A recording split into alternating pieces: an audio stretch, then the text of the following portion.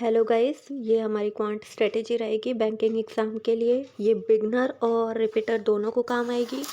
तो इस वीडियो को लास्ट तक ज़रूर देखना, कौन सा पॉइंट किसको काम आ जाए वो देखते रहना। कोई ना कोई तो पॉइंट काम आएगा ही आपको आपकी प्रिपरेशन के लिए। और ये मैं वही चीज़ें बता रही हूँ जो मैंने भी अपनी प्रिपरेशन जर्नी में मतलब फ़ॉलो की थी और जिसके बाद मेरा सिलेक्शन हुआ है। ठीक है, तो अपन पहले बेसिक से ले लेते हैं कि अपन को पहले करना क्या है क्वांट के अंदर। तो क्वांट के अंदर आप सबको जैसे सिलेबस देख लेना। सिलेबस अगर किसी को ना पता हो तो आना गूगल पे मिल जाएगा, इजीली अवेलेबल है। तो वहाँ से आप सिलेबस पहले देख लेना कि क्या क्या आता है।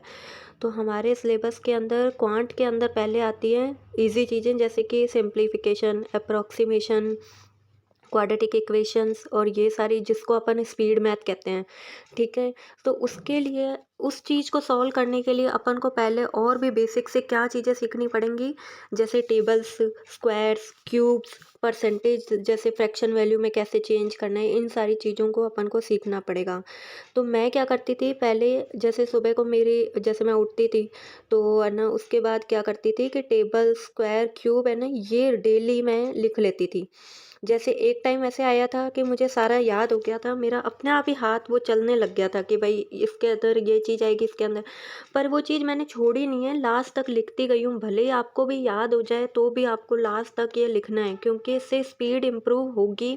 आप मानो या ना मानो, पर स्पीड में काफ़ी आपको दिखेगा कि भाई आपकी इम्प्रूव हो गई है और इससे क्वेश्चन जल्दी सॉल्व भी होंगे।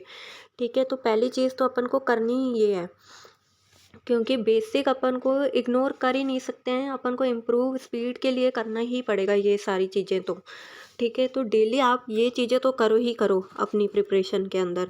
स्पेशली जो बिगनर्स हैं वो तो करो ही करो। ठीक है, और रिपीटर हैं तो वो भी छोड़ो मत, आप भी इन चीज़ों को करते रहो, क्योंकि ये चीज़ें तो देखो हर चीज़ हर क्वेश्चन के अंदर कहीं ना कहीं तो काम आ ही जाती हैं। ठीक है, और फिर अपन चलते हैं अपने टॉपिक वाइज प्रिपरेशन कैसे करनी है। जैसे तो अपन इजी टॉपिक ले लेते हैं पहले, जैसे simplification, approximation, number series, quadratic equation. इन चीज़ों को आप रोज़ सॉल्व करो। जैसे 20-30 क्वेश्चन तो डेली के लगाओ, एटलीस्ट 20 तो लगाओ ही सही। रोज़ इनको सॉल्व करो। ठीक है, और इन चीज़ के आप अगर कहो कि आपको जैसे रिपीटर्स को अगर बेसिक से जैसे सॉल्व करना है, किसी को अगर कुछ भी नहीं आता है उसका शुरुआत करनी है, तो मैंने अरुण सर से पहले क्वांट की थी शुरू शुरू के अंदर। फिर उसके बाद जैसे 1-2 साल, मतलब मेरी 4 साल की जर्नी रही हुई है। तो मैंने 1-2 साल तो मैंने अरुण सर से जैसे बेसिक वगैरह उनका वहाँ यूट्यूब पे फ्री में पढ़ा है। मैंने कोई भी कोर्स परचेज़ नहीं किया है। मैं तो आपको भी यही कहूँगी, अगर अफ़ोर्ड नहीं कर पा रहे हो तो प्रिपरेशन आपकी यूट्यूब से ही भी हो जाएगी। बस आपको वो अच्छे टीचर और ये ढूँढने हैं। जैसे आशीष अरोड़ा हैं क्वांट के लिए, और हर्षल सर हैं, और ये अरुण सर हैं। तो मैंने पहले अरुण सर से ही करी थी। पर बस वही है कि लास्ट में जैसे मुझे मतलब इतना बेनिफिट हो नहीं पाया। मैंने बेसिक तो मतलब सॉल्व कर लिया था। उन्होंने बेसिक तो बहुत अच्छे से करवा दिया था। पर है ना, उसके बाद मैंने जैसे अपनी सारी जो प्रिपरेशन की वो जो स्टडी वगैरह और वो सारा शिफ्ट कर लिया था मैंने हर्षल सर पे। 2 साल मैंने हर्षल सर को ही अच्छे से फॉलो किया है मेंस और इन चीज़ों के लिए। तो मैं ये कहूँगी, अगर जो रिपीटर हैं जिनका बेसिक क्लियर हो चुका है, तो वो तो आप आंख बंद करके हर्षल सर को फॉलो करो, आपकी सारी चीज़ें कवर होंगी। ठीक है, वो टॉपिक वाइज नहीं कराते हैं, वो सारा मिक्स कराते हैं। ठीक है, टॉपिक वाइज में हाँ, उनके सिंप्लीफिकेशन, अप्रोक्सीमेशन और इनकी वीडियोस काफ़ी पड़ी होंगी, जिसके अंदर काफ़ी घंटों की एक कराई हुई है सीरीज़ वगैरह, और वो हर साल कराते ही हैं। तो वो आपको मिल जाएंगी, तो उससे कर लेना। बाकी अगर जैसे कोई रिपीटर है वो मेंस के लिए ही कर रहा है, तो आप आँख बंद करके लग जाओ, हर्षल सर आपको करा देंगे। ठीक है, मैंने भी उनसे करा है। एक बार के लिए तो आपको हर्षल सर का कुछ समझ नहीं आएगा, गुस्सा भी आएगा थोड़ा-थोड़ा, क्योंकि नए-नए हो ना, तो फिर वो जैसे पढ़ाते हैं ना तो खुद से ही फ्रस्ट्रेशन होने लग जाती है कि कुछ समझ नहीं आ रहा है। पर 1 हफ्ता आप खुद को देना, ईज़िली सर का सब कुछ समझ आने लग जाएगा। फिर तो ऐसा मतलब उनकी वो है कि जो नॉर्मल क्लासेस भी है ना, वो भी 4-4 घंटे की, 3-3 घंटे की है। जो आम तौर पे टीचर्स जो मैराथन जिसका नाम देते हैं, वो ऐसे नॉर्मल हर्षद सर वैसे नॉर्मल क्लासेस कराते हैं। और रही बात जो बिगनर हैं, उनके लिए ये है कि अगर बेसिक आपको अभी सीखना है तो आप इजीली मतलब अरुण सर को यूट्यूब पे फॉलो कर सकते हो।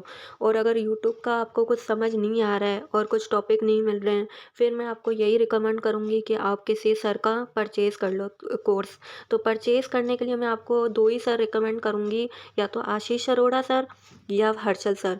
हर्षल सर से मैंने खुद ने यूट्यूब पे सारा सीखा है, तो मुझे पता है कि वो अच्छा पढ़ाते हैं। आशीष अरोड़ा का मैंने सुना है कि वो अच्छा मतलब सर पढ़ाते हैं, तो आप उनको भी एक बार, अगर वैसे किसी को टेस्ट करना हो कि कौन से सर सही पढ़ाते हैं, तो आप यूट्यूब पे चेक कर लेना एक बार, फिर उसके अकॉर्डिंग कोर्स परचेज़ कर लेना, आपको काम आएगा।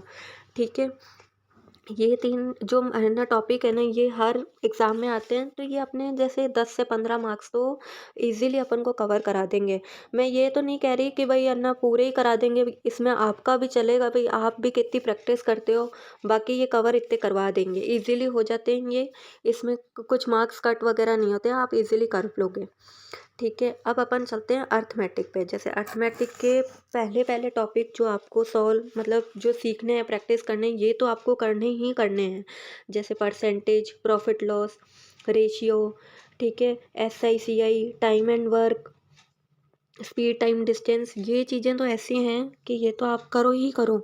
इनसे काफ़ी नंबर आपके बनते हैं। और मैं यही कहूँगी, मैंने ये लाइन भी लिखी हुई है कि अर्थमेटिक को समझ के करो, रटना मत इसके अंदर। रटोगे तो कुछ भी नहीं हो पाएगा, एग्ज़ाम टाइम में ऐसा होगा कि कुछ समझ नहीं आएगा, कोई क्वेश्चन सॉल्व नहीं होएगा।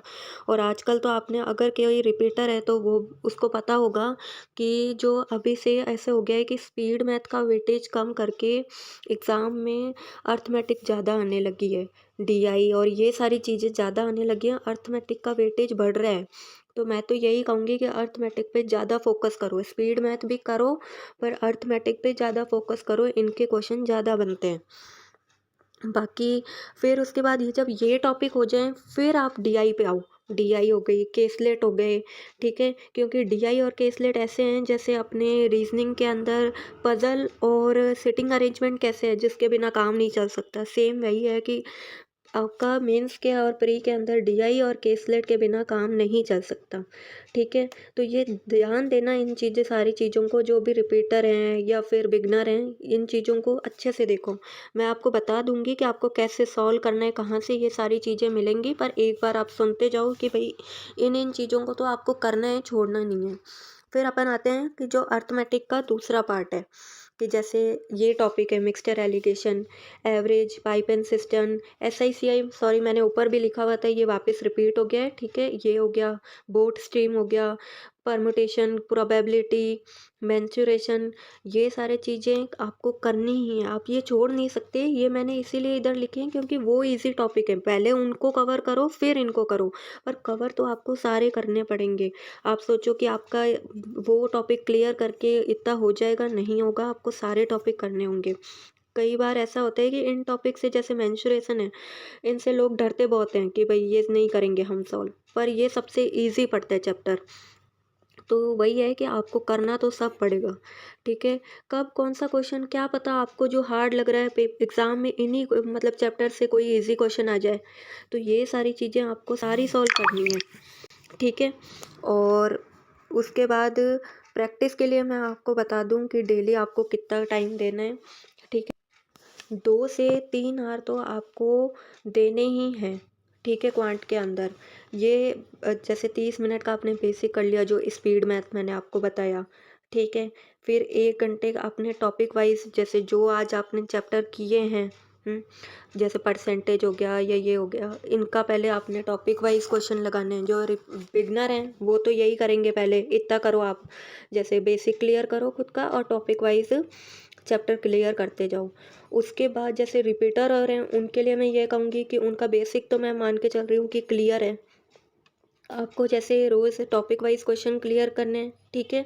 और प्रैक्टिस करनी है, और बाकी फिर 1 घंटा या 1 से 2 घंटा आपको मिक्स्ड क्वेश्चन जैसे होते हैं ना, वो प्रैक्टिस करनी है, प्लस मॉक लगाना है। अब मैं आपको बता देती हूँ आपको ये सारी चीज़ें करनी कैसे हैं और कहाँ से करनी है।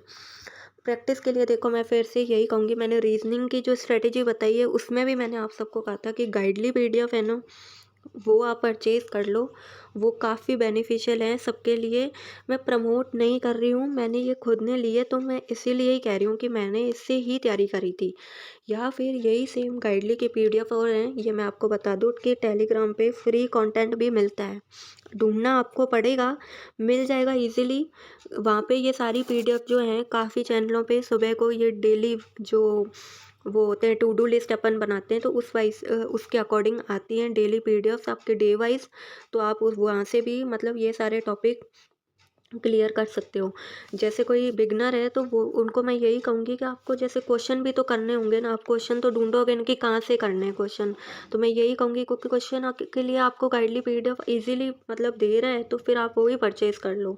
एक बार पैसे लगेंगे पर आपको काम ज़रूर आएँगे, ठीक है? और अगर फिर भी आप अफ़ोर्ड नहीं कर पा रहे हो तो टेलीग्राम पे ढूँढो ईज़िली, यही पीडीएफ जो आप परचेज़ कर रहे हो ये भी फ्री में मिल जाती हैं। तो आप वहाँ से ढूँढ लेना। अब बात आती है कि रिपीटर्स के लिए कि उनको मॉक और लगाने हैं। ये बात आप मतलब बिगिनर भी सुन लें कि उनको भी आगे चल के मॉक वगैरह लगाने ही होंगे, तो आप 2 प्लेटफ़ॉर्म तो परचेज़ कर ही लो। मेरे पास टेक्स्ट बुक और गाइडली था, मैंने इससे ही लगाया है। मैं आपको भी यही कहूँगी कि आप इससे ही लगाओ। ठीक है, 2 परचेज़ करके रखो, जिससे आपको कंपैरिज़न करने में हो कि भाई कौन-सा ईज़ी है आज का, कौन-सा हार्ड दे रहा है। तो आपकी दोनों तरीके से प्रैक्टिस बनती जाए और जो लाइव मॉक आते हैं, वो तो आप सॉल्व करो ही करो, उसको तो छोड़ना ही मत, लाइव चीज़ों को तो। ठीक है, और बाकी स्पीड और एक्यूरेसी जो इम्प्रूव करनी है, उसके लिए देखो आप ये कर सकते हो, जब क्वेश्चन सॉल्व कर रहे हो, तो टाइमर लगा लो, ठीक है? शॉर्ट ट्रिक्स पे बिल्कुल भी मत जाना, कॉन्सेप्ट क्लियर रखो अपने। और मॉक्स और जो हैं वो हर क्वेश्चन के जैसे मॉक्स दे दिए, फिर उसके बाद आप क्वेश्चन एनालिसिस करो उसका, ठीक है? एनालिसिस छोड़ना मत, वो बहुत ज़रूरी है। उसको देखो कि आपने आज कौन से क्वेश्चन में क्या गलती करी है और इसको इम्प्रूव करो। गाइडली के अंदर मैं आपको बता दूँ कि जो आप पीडीएफ और बंडल पीडीएफ लोगे ना, तो उसके अंदर ये होता है कि अगर आप क्वेश्चन सॉल्व कर रहे हो, तो आपका हुआ नहीं ना, तो उसके अंदर वीडियो का भी सॉल्यूशन दे देते हैं कि इस क्वेश्चन का वीडियो सॉल्यूशन वो सॉल्व करके बताएँगे कि ये ऐसे होएगा सॉल्व। तो आपकी वो भी एक प्रॉब्लम वरना सॉल्व हो जाएगी कि क्वेश्चन किससे पूछें, अगर ये क्वेश्चन हमें सॉल्व करना आ ही नहीं रहा है तो वीडियो के थ्रू आप वो भी मतलब देख सकते हो उसका सॉल्यूशन वगैरह। तो इसीलिए भी वो पीडीएफ बंडल मतलब बेनिफिशियल है वो सारी चीज़ों के लिए। प्रैक्टिस के लिए टीचर मैंने आपको पहले ही बता दिए थे कि हर्षल सर और आशीष अरोड़ा सर, और जिसको बेसिक करना है तो अरुण सर का बेसिक भी पड़ा है यूट्यूब पर, तो आप वहाँ से भी कर सकते हो। बाकी रिपीटर्स के लिए तो मैं यही कहूँगी कि हर्षल सर को फॉलो करो, ईज़िली सारी चीज़ें वो आपकी कवर करा देंगे। ठीक है, नए-नए होंगे तो कुछ समझ नहीं आएगा पर धीरे-धीरे समझ आने लग जाएगा। और आशीष अरोड़ा का भी आप चेक कर सकते हो कि कहाँ से वो कैसा पढ़ाते हैं। बाकी टीचर तो यही 2 हैं जो आप फॉलो कर सकते हो अगर रिपीटर हो। और बिगिनर हो तो बेसिक आप अरुण सर का पहले कर लो, ठीक है? और उसके बाद अगर आपको परचेज़ ही करना है कोर्स, तो फिर हर्षल सर का कर लो कोर्स परचेज़, क्योंकि उन्होंने मतलब एक उनका चलता है ज़ीरो टू इन्फिनिटी, जिसके अंदर उन्होंने सारा बेसिक सॉल्व कराया हुआ है। तो आप उनका परचेज़ कर लो कोर्स अगर अफ़ोर्ड कर सकते हो। तो यही चीज़ें हैं, इन चीज़ों को फॉलो करो, आपके काम आएँगी। बाकी कुछ समझ ना आया हो या कहीं कोई क्वेरी हो, कुछ पूछना हो तो कमेंट बॉक्स में कमेंट कर देना, मैं आपका आंसर दे दूँगी, ठीक है? Thank you.